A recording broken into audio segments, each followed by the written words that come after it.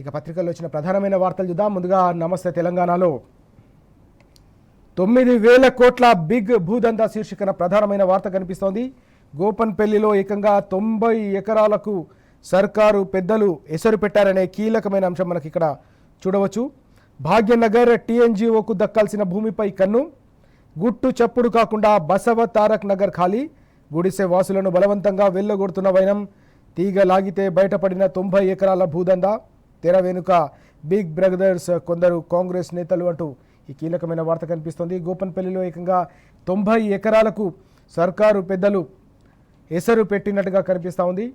ఈ అంశం ప్రధానంగా నమస్తే తెలంగాణలో మనకు ప్రధానంగా కనిపిస్తోంది. 9,000 కోట్ల రూపాయల విలువ చేసే ఈ భూములను కొల్లగొట్టేందుకు కాంగ్రెస్కు సంబంధించిన నేతలు కొందరు ప్రయత్నం చేస్తున్నట్టుగా, అందుకోసం అక్కడ అనేక సంవత్సరాలుగా గుడిసెలు వేసుకొని నివాసం ఉంటున్న పేదలను ఖాళీ చేస్తున్నట్టుగా కూడా కనిపిస్తూ ఉంది. ఒక మహిళ అత్యంత దీనావస్థలో తన గూడును కాపాడుకునేందుకు ఏ విధంగా మొక్కుతుందో, ఏ విధంగా తన ఆవేదనను, తన ఆర్ధనాదాలు వినిపిస్తుందో మనకు ఈ ఫోటోలో స్పష్టంగా కనిపిస్తోంది. 10 ఏళ్ల పాటు ఆ భూమిని కేసీఆర్ సర్కార్ కాపాడిందనే అంశం కూడా ఇక్కడ మనకు కనిపిస్తూ ఉంది. ప్రభుత్వ భూములను గతంలో 10 ఏళ్ల పాటు అనేక రకాల భూములు, విలువైన భూములు ఏవైతే ఉన్నాయో, వివాదాల్లో ఉన్న భూములు కావచ్చు, ప్రభుత్వానికి సంబంధించిన భూములను కాజేసేందుకు కొందరు చేస్తున్న ప్రయత్నాలను కోర్టుల వరకు వెళ్ళి, చివరికి హైకోర్టు వరకు వెళ్ళి కూడా కాపాడిన సందర్భాలు అనేకమున్నాయి. అనేక ఎకరాలు, 1000 కోట్లకు సంబంధించిన రాష్ట్ర సంపదను కాపాడడం ద్వారా ఆ ప్రభుత్వ భూములు మళ్ళీ ప్రభుత్వానికి దక్కే విధంగా గతంలో అనేక రకాల చర్యలు తీసుకున్న సందర్భం. కానీ కాంగ్రెస్ అధికారంలోకి వచ్చిన తర్వాత ఏ రకంగా భూములను కొల్లగొట్టాలనే ఒక ప్రయత్నాలు రకరకాలుగా జరుగుతున్నాయనే అంశం ఇక్కడ కనిపిస్తూ ఉంది. ఇందులో మరొక కీలకమైన పరిణామం కూడా చూడొచ్చు మనం. భాగ్యనగర్ టీఎన్జీఓకు దక్కాల్సిన భూమి ఇది, కానీ దీన్ని వేరే రూపంలో ఏదో రకంగా వారిని మభ్యపెట్టి కొల్లగొట్టే ప్రయత్నం జరుగుతున్నట్టుగా కూడా కనిపిస్తోంది. పొరంబోకు భూమిగా రెవెన్యూ రికార్డులో నమోదు చేసినట్టుగా కూడా తెలుస్తోంది. కాంగ్రెస్ రాగానే ప్రైవేటు వ్యక్తులకు కట్టబెట్టే కుట్రలు, సుప్రీంకోర్టుకు పాత ఉత్తర్వులు చూపించి లబ్ధి కోసం ప్రయత్నాలు చేస్తున్నట్టుగా కూడా ఇక్కడ కనిపిస్తోంది. ముందుగానే వారితో సర్కారు పెద్దల ఒప్పందాలు, 30 ఎకరాలకు ఎన్ఓసీ జారీ అయిందన్న తహసీల్దార్ అంటూ ఈ వార్త కనిపిస్తుంది. ఈ క్రమంలోనే ఆ భూములకు సంబంధించిన వ్యవహారం ఇప్పుడు పెద్ద ఎత్తున వివాదంగా మారుతున్న పరిస్థితి. ఆ భూమి 90 ఎకరాల విస్తీర్ణం అయితే ఒక్కొక్క ఎకరానికి 100 కోట్లు అక్కడ పలుకుతున్న పరిస్థితి. అంటే అక్షరాల దాని విలువ, ఆ భూదందా విలువ దాదాపు 9,000 కోట్లు అనే అంశం ఇప్పుడు తాజాగా తెరపైకి వస్తున్న పరిణామాన్ని మనం చూస్తూ ఉన్నాం. మరొక కీలకమైన వార్త చూడొచ్చు. ఇక్కడ పంపులు నడపకుండా తంపుల, తప్పుడు లెక్కలు, అబద్ధాలతో మభ్య పెడుతున్నారు. కుక్కతో ఒక వంకరలా చెప్పిన అబద్ధాలనే మళ్ళీ మళ్ళీ చెప్తున్నారని మాజీ మంత్రి హరీష్ రావు గారు నిన్న తీవ్ర స్థాయిలో ధ్వజం ఎత్తిన సందర్భం కనిపించింది. ఇప్పటికే ప్రెస్ క్లబ్ వేదికగా, సోమాజిగూడ ప్రెస్ క్లబ్ వేదికగా రైతులకు ఎవరేం చేశారనే దానిపై చర్చకు రావాలని కేటీఆర్ గారు ఏదైతే ఛాలెంజ్ విసిరారో ఆ ఛాలెంజ్ను స్వీకరించకుండా ప్రభుత్వం పారిపోయిందనే అంశం ఇప్పటికే మనం చూసాం. ఈ క్రమంలోనే మరోసారి గోదావరి అలాగే కృష్ణా జిల్లాకు సంబంధించిన వ్యవహారంపై ముఖ్యమంత్రి చేసిన వ్యాఖ్యలపై మాజీ మంత్రి హరీష్ రావు గారు తీవ్ర స్థాయిలో మండిపడిన సందర్భం కనిపిస్తోంది. పంపులు నడపకుండా మీరు ఇలా అబద్ధాలు చెప్తూ తంపులా అని మండిపడిన సందర్భం.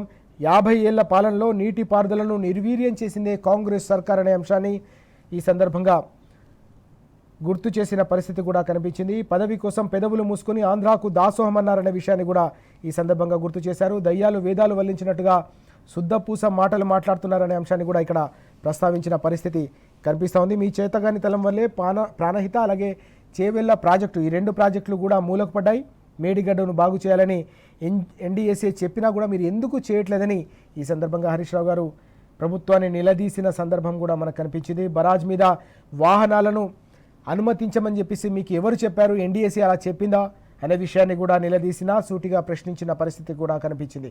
అధికార సమావేశానికి పిలువనందుకు ప్రివిలేజ్ మోషన్ కూడా జారీ చేస్తాం, మూవ్ చేస్తామనే అంశాన్ని కూడా చెప్పారు. ముఖ్యమంత్రి వ్యాఖ్యలపై మాజీ మంత్రి హరీష్ రావు ఆగ్రహం అంటూ ఈ సమగ్రమైన వివరాలతో కూడిన కథనం కూడా కనిపిస్తుంది. అలాగే నిన్న మైనార్టీలకు సంబంధించిన సమావేశం జరిగింది. ఆ సందర్భంగా కూడా అనేక కీలకమైన అంశాలను ప్రస్తావించారు. కాంగ్రెస్ పాలనలో రంజాన్ తోఫా కావచ్చు, కేసీఆర్ కిట్ కావచ్చు, ఫీజు రీయింబర్స్మెంట్, ఓవర్సీస్ స్కాలర్షిప్ అవన్నీ కూడా బంద్ అయిపోయిన పరిస్థితి. సెక్యులర్ అని చెప్పుకునే రేవంత్ రెడ్డి సర్కార్ ఒక మైనార్టీ నేతను కూడా మంత్రిగా చేయలేదనే అంశాన్ని కూడా ప్రస్తావించారు. రెండోసారి మంత్రివర్గ విస్తరణ జరిగినా కూడా మైనార్టీలకు అవకాశం దక్కకపోవడంతో తెలంగాణ వ్యాప్తంగా ఉన్న మైనార్టీలు ఏ విధంగా ఆవేదనకు గురవుతున్నారో, రాష్ట్ర ప్రభుత్వంలో తమకు కనీసం ప్రాతినిధ్యం లేదనే ఆందోళన ఏదైతే వ్యక్తం చేస్తున్నారో అదే అంశాన్ని నిన్న హరీష్ రావు గారు మైనార్టీల సమావేశంలో కూడా ప్రస్తావించిన సందర్భం కనిపించింది. ప్రజా సమస్యలపై ఉద్యమిద్దామంటూ నిన్న బీఆర్ఎస్ అధినేత తెలంగాణ తొలి ముఖ్యమంత్రి కేసీఆర్ గారు పిలుపునిచ్చారు. అంశానికి సంబంధించిన వార్త కూడా మనకి ఇక్కడ కనిపిస్తోంది.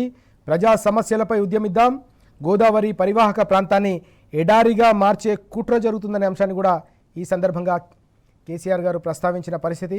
కాళేశ్వరం జలాల కోసం ఎదురు చూస్తున్న పంట పొలాలు, ప్రభుత్వాన్ని నిలదీసేందుకు కార్యాచరణ సిద్ధం చేయండి అని నిన్న పార్టీ శ్రేణులకు కేసీఆర్ గారు పిలుపునిచ్చిన పరిస్థితి. 5 రోజులుగా నందినగర్లో పార్టీ నేతలతో కేసీఆర్ గారు చర్చలు జరుపుతున్నారు. తమను కలిసేందుకు, తనతో మాట్లాడేందుకు వస్తున్న వారందరితో కూడా ఆయన కూర్చొని మాట్లాడుతూ అనేక వివరాలు కూడా సేకరిస్తున్న పరిస్థితి. క్షేత్రస్థాయిలో రైతులు ఏ విధమైన కష్టాలు పడుతున్నారనే అంశాన్ని కూడా ఆయన వివరాలు సేకరిస్తూ ఉన్నారు. ఎరువుల కోసం రైతులు పడుతున్న కష్టాలను విని కేసీఆర్ గారు ఆవేదన వ్యక్తం చేసినట్టుగా కూడా కనిపిస్తూ ఉంది. రాష్ట్ర వ్యాప్తంగా కూడా అనేక మంది నేతలు ఇప్పటికే హైదరాబాద్లోని నందినగర్కి వచ్చిన సందర్భంలో, కేసీఆర్ గారిని కలిసిన సందర్భంలో అనేక కీలకమైన అంశాలు, ఇటీవలి కాలంలో ప్రభుత్వం తీసుకుంటున్న ప్రజా వ్యతిరేక నిర్ణయాలకు సంబంధించిన అంశంపై కూడా లోతుగా చర్చ జరుగుతున్నట్టుగా కనిపిస్తోంది. రాష్ట్రంలో వర్తమాన పరిస్థితులపై కూడా జిల్లాల వారీగా సమీక్షలు జరుపుతున్నారు. ఆ అంశానికి సంబంధించిన వార్త కూడా కనిపిస్తుంది. వర్తమాన పరిస్థితులు ఏ విధంగా ఉన్నాయి, ప్రజలు ఏమనుకుంటున్నారు, ప్రభుత్వం తీసుకుంటున్న నిర్ణయాలతో తెలంగాణ ప్రయోజనాలకు ఏ విధంగా భంగం కలుగుతోంది, అన్నిటికంటే ముఖ్యంగా సాగునీటి రంగంలో కృష్ణా అలాగే గోదావరి జలాల విషయంలో రాష్ట్ర ప్రభుత్వం అనుసరిస్తున్న దారుణమైన వైఖరి నేపథ్యంలో తెలంగాణకు ప్రస్తుతమే కాదు, వర్తమానంలోనే కాదు, భవిష్యత్తులో తెలంగాణ సాగునీటి హక్కులను కోల్పోయే ప్రమాదం పొంచి ఉన్న నేపథ్యంలో దీనిపై ఏ విధంగా మనం ఉద్యమించాల్సిన అవసరం ఉందనే దానిపై కూడా పార్టీ నేతలతో చర్చించి సమాలోచనలు జరుపుతున్నట్టుగా తెలుస్తోంది. అలాగే స్థానిక ఎన్నికలు కూడా రాబోతున్న నేపథ్యంలో కార్యకర్తలను సిద్ధం చేయాలని కేసీఆర్ గారు పిలుపునిచ్చారు. ఇది అత్యంత కీలకమైన అంశంగా మనం చూడాల్సిన అవసరం కనిపిస్తూ ఉంది. ఇక్కడ అన్నిటికంటే ముఖ్యంగా ఈ వార్త మనకు కనిపిస్తూ ఉంది.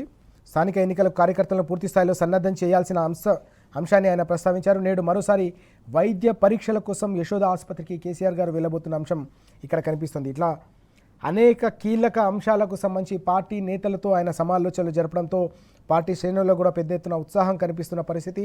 తప్పకుండా తెలంగాణ ప్రజల గొంతుకగా నిలుస్తున్న ఏకైక పార్టీగా బీఆర్ఎస్ మాత్రమే నిలుస్తోందనే అంశం గత ఏడాదిన్నర కాలంగా తెలంగాణ సమాజం అంతా కూడా గుర్తిస్తోంది, గమనిస్తోంది. ఈ క్రమంలోనే తెలంగాణ భవన్ జనతా గ్యారేజ్ను తలపిస్తున్న సందర్భాన్ని కూడా ఈ సందర్భంగా చర్చల సందర్భంగా పార్టీ నేతలు శ్రేణులు కేసీఆర్ గారి దృష్టికి తీసుకొచ్చినట్టుగా కనిపిస్తూ ఉంది. తెలంగాణ ప్రజలకు ఎవరికి ఏం కష్టం వచ్చినా బీఆర్ఎస్ పార్టీ కార్యాలయం తలుపు తడుతున్నారనే అంశాన్ని కూడా ఈ సందర్భంగా వారంతా కేసీఆర్ గారి దృష్టికి తీసుకొచ్చారు. ఈ క్రమంలోనే మన బాధ్యత ఎక్కువగా ఉంది, మన బాధ్యత మరింతగా రానున్న రోజుల్లో పెరగబోతుందనే అంశాన్ని కేసీఆర్ గారు పార్టీ శ్రేణులకు స్పష్టం చేసిన పరిస్థితి. తప్పకుండా తెలంగాణ ప్రజలకున్న ఏకైక గొంతుక, తెలంగాణకున్న ఏకైక అస్తిత్వ పార్టీ బీఆర్ఎస్ కాబట్టి ప్రజా సమస్యలపై ఉద్యమించేందుకు అన్ని రకాలుగా అన్ని వర్గాలకు సంబంధించిన పార్టీ శ్రేణులంతా కూడా సిద్ధం కావాల్సిన అవసరం ఉందనే అంశాన్ని కూడా ప్రస్తావించారు. ఓవైపు విద్యార్థి నాయకులు కావచ్చు, మరోవైపు యువజన నాయకులు, మహిళా నాయకులు, అలాగే ఇతర అనేక వర్గాలు బీసీ, ఎస్సీ, ఎస్టీ, మైనార్టీలకు సంబంధించిన నాయకులు కూడా వారికి సంబంధించిన అంశాలను ఎప్పటికప్పుడు ప్రస్తావిస్తూ వాటికి సంబంధించిన ప్రభుత్వ వ్యతిరేక నిర్ణయాలు ఏవైతే ఉన్నాయో, ప్రజా వ్యతిరేక నిర్ణయాలు ఏవైతే ఉన్నాయో ఆ నిర్ణయాలపై సమర శంఖం పూరించడం ద్వారా తెలంగాణ ప్రజలు ఎదుర్కొంటున్న ప్రతి సమస్యపై రాష్ట్ర ప్రభుత్వం మెడలు వంచే దిశగా తప్పకుండా మనం ఒత్తిడి పెంచాల్సిన అవసరం కనిపిస్తుందనే అంశాన్ని కూడా ఈ సందర్భంగా కేసీఆర్ గారు పార్టీ శ్రేణులకు దిశానిర్దేశం చేశారు. దీనికి తోడుగా స్థానిక సంస్థలు కూడా రాబోతున్న నేపథ్యంలో తప్పకుండా స్థానిక సంస్థల్లో ఇప్పటికే కాంగ్రెస్కు అత్యంత వ్యతిరేక పవనాలు వీస్తున్నాయనే అనేక కీలకమైన సర్వేలు కావచ్చు, క్షేత్రస్థాయిలో వస్తున్న ఫీడ్బ్యాక్ కూడా వస్తున్న నేపథ్యంలో తప్పకుండా గులాబీ శ్రేణులంతా కూడా సమాయత్తం కావాల్సిన అవసరం ఉంది. తెలంగాణ ప్రజలంతా కూడా బీఆర్ఎస్ వైపే చూస్తున్న నేపథ్యంలో తప్పకుండా స్థానిక సమరంలో కూడా పెద్ద ఎత్తున గులాబీకే ప్రజలు పట్టం కట్టేందుకు సిద్ధమవుతున్న నేపథ్యంలో కార్యకర్తలు అందుకు సిద్ధం కావాల్సిన అవసరం ఉందనే అంశాన్ని కూడా కేసీఆర్ గారు ఈ సందర్భంగా దిశానిర్దేశం చేసినట్టుగా తెలుస్తూ ఉంది. మరోసారి వైద్య పరీక్షల కోసం యశోద దవాఖానాకు వెళ్ళబోతున్నారు. ఇప్పటికే ఆయన ఆరోగ్యం బాగుందనే విషయాన్ని వైద్యులు వెల్లడించిన సందర్భం, పార్టీ నేతలు కూడా వెల్లడించిన సందర్భం. ఈ క్రమంలోనే మరోసారి వైద్య పరీక్షల కోసం ఈరోజు వెళ్తున్నట్టుగా కనిపిస్తుంది. మొత్తం మీద బీఆర్ఎస్ మరోసారి ప్రజా పంథాలో పెద్ద ఎత్తున సమర శంఖం పూరించడం ద్వారా ప్రజా సమస్యలపై ఎట్టి పరిస్థితుల్లో ఓవైపు కాంగ్రెస్ని, మరోవైపు కేంద్ర స్థాయిలో బీజేపీ చేస్తున్న అన్యాయాలను కూడా నిలదీసేందుకు సిద్ధం కావడంతో రెండు అధికార పార్టీల వెన్నులో వణుకు పుడుతున్నట్టుగా కనిపిస్తోంది. మరోవైపు బీఆర్ఎస్ శ్రేణుల్లో మాత్రం ఉత్సాహం మరింతగా ఉరకలేస్తున్న పరిస్థితి మనకు పార్టీలో ఆదిలాబాద్ నుంచి అలంపూర్ వరకు కూడా కనిపిస్తూ ఉంది. మరో కీలకమైన వార్త కనిపిస్తోంది. నిన్న కళ్ళు కాంపౌండ్, నేడు క్లబ్బు పబ్బు అంటూ వార్త.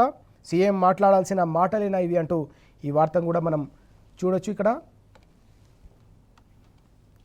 ప్రెస్ క్లబ్పై సీఎం రేవంత్ అనుచిత వ్యాఖ్యలు శీర్షికన ఈ వార్త మనకు కనిపిస్తూ ఉంది. జగ్గారెడ్డి వ్యాఖ్యలపై నిరసన వెల్లువెత్తిన సీఎం నోట మళ్ళీ అదే పరుష పదజాలం. ఆ ఇద్దరి అనుచిత వ్యాఖ్యలపై జర్నలిస్టుల ఫైర్ అంటూ ఈ వార్త కనిపిస్తుంది. ఇప్పటికే సోమాజిగూడ ప్రెస్ క్లబ్ను కళ్ళు కాంపౌండ్ అని వ్యాఖ్యానించడంపై జర్నలిస్టు సంఘాలకు సంబంధించిన నేతలందరూ కూడా ఆగ్రహం వ్యక్తం చేస్తున్న తరుణంలో క్లబ్బు పబ్బు అంటూ చేసిన వ్యాఖ్యలపై కూడా ఆగ్రహం వ్యక్తం చేస్తున్న పరిస్థితి. సీఎం మాట్లాడాల్సిన మాటలేనా అంటూ ఈ కథనం మనకు నమస్తే తెలంగాణలో కనిపిస్తోంది. జర్నలిస్టు నేతలు కూడా దీన్ని ఖండించిన పరిస్థితి కూడా మనకు కనిపిస్తూ ఉంది. ఇద్దరి అనుచిత వ్యాఖ్యలపై జర్నలిస్టుల ఫైర్ అంటూ ఈ వార్త మనం చూడొచ్చు. అలాగే మరిన్ని వార్తలు చూద్దాం.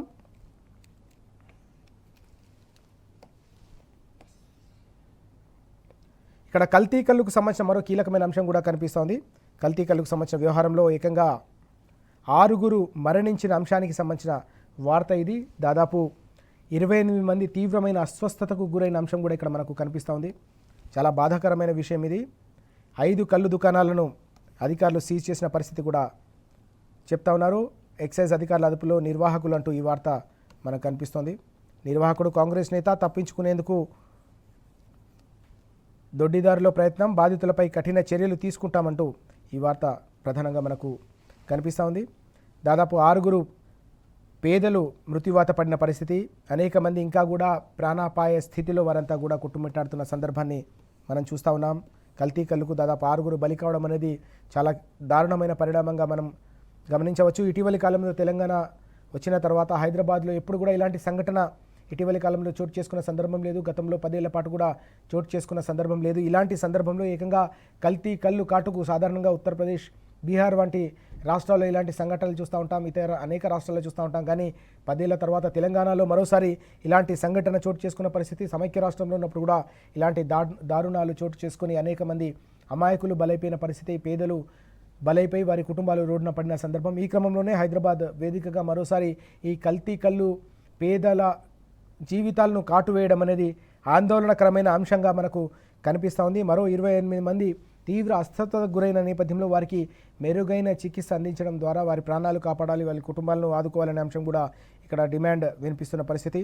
అలాగే హైదరాబాద్ వ్యాప్తంగానే కాకుండా తెలంగాణ వ్యాప్తంగా ఉండే ఇలాంటి కళ్ళు దుకాణాలు ఏవైతే ఉన్నాయో వాటికి సంబంధించిన అంశంలో కూడా పూర్తి స్థాయిలో ఇలాంటి కల్తీ జరగకుండా కూడా గట్టి చర్యలు తీసుకోవాల్సిన అవసరం ఉందనే అంశం కూడా ఇక్కడ చర్చకు వస్తుంది. అలాగే ఈ మొత్తం వ్యవహారంలో ఈ నిర్వాహకుడు కాంగ్రెస్ నేత అనే అంశం కూడా ఈరోజు మనకు ఈ కథనంలో కనిపిస్తూ ఉంది. తప్పించుకునేందుకు దొడ్డిదారిలో ప్రయత్నం చేస్తున్నట్టుగా కూడా వార్తలు వస్తున్నాయి. ఈ నేపథ్యంలోనే బాధితులపై కఠిన చర్యలు తీసుకోవాలనే డిమాండ్ ఆ కుటుంబ సభ్యుల నుంచి కావచ్చు, అనేక మంది ప్రజల నుంచి కావచ్చు వినిపిస్తున్న పరిస్థితి మనకు కనిపిస్తూ ఉంది. అలాగే మరో కీలకమైన వార్త, కొంతం దిలీప్కు హైకోర్టులో ఊరట అంటూ మరో వార్త కూడా ఇక్కడ మనం చూడవచ్చు. 5 కేసులపై తదుపరి చర్యలు చేపట్టకుండా స్టే విధింపు అంటూ ఈ వార్త మనకు కనిపిస్తోంది. కొంత దిలీప్కు హైకోర్టులో ఊరట లభించింది. ఇప్పటికే అనేక రకాల అంశాల్లో అనేక రకాల అక్రమ కేసులు పెట్టి కొంత దిలీప్ను ఇబ్బంది పెడుతున్నారనే అంశం ఇప్పటికే మనం తెలంగాణ వ్యాప్తంగా చర్చ జరుగుతున్న పరిస్థితి. ఈ క్రమంలోనే కొంత దిలీప్కు హైకోర్టులో ఊరట లభించిన పరిణామాన్ని మనం చూస్తూ ఉన్నాం. 5 కేసులపై తదుపరి చర్యలు చేపట్టకుండా హైకోర్టు స్టే విధించిన నేపథ్యంలో ఈ అంశం మరోసారి ఈరోజు పత్రికల్లో ప్రధానంగా కనిపిస్తోంది. అలాగే బస్తా యూరియా 400 రూపాయలు అంటూ మరో వార్త కూడా ఇక్కడ మనం చూడొచ్చు. అలాగే ఎంతమంది ప్రజలు ఇక్కడ బారులు తీరి ఉన్నారో అది కూడా మనకు కనిపిస్తూ ఉంది. కొరతను సొమ్ము చేసుకుంటున్న వ్యాపారులు, బ్లాక్ మార్కెట్కు తరలింపు, భారీగా ధర పెంపు, సహకార సంఘాల కోటాలో మహారాష్ట్రకు వ్యాపారులతో ప్రభుత్వ అధికారుల కుమ్మక్కు, రైతుకు నానో యూరియా అంటగడుతున్న వైనమంటూ ఈ వార్త మనకు కనిపిస్తూ ఉంది. కామారెడ్డి జిల్లా తాడ్వాయిలో ఈ సంఘటన చోటు చేసుకున్న పరిస్థితి. దాదాపు అనేక ప్రాంతాల్లో, కేవలం కామారెడ్డిలోనే కాదు తెలంగాణ వ్యాప్తంగా అనేక మండలాల్లో కావచ్చు, అనేక ప్రాంతాల్లో కావచ్చు పెద్ద ఎత్తున అర్ధరాత్రి నుంచి రైతులు, మహిళలంతా కూడా యూరియా కోసం ఎదురు చూస్తున్న పరిస్థితి. అయితే ఇందులో మరొక కీలకమైన పరిణామం, ఇప్పటివరకు క్యూ లైన్లో చెప్పులు అలాగే ఆధార్ కార్డులు పెట్టిన పరిస్థితి.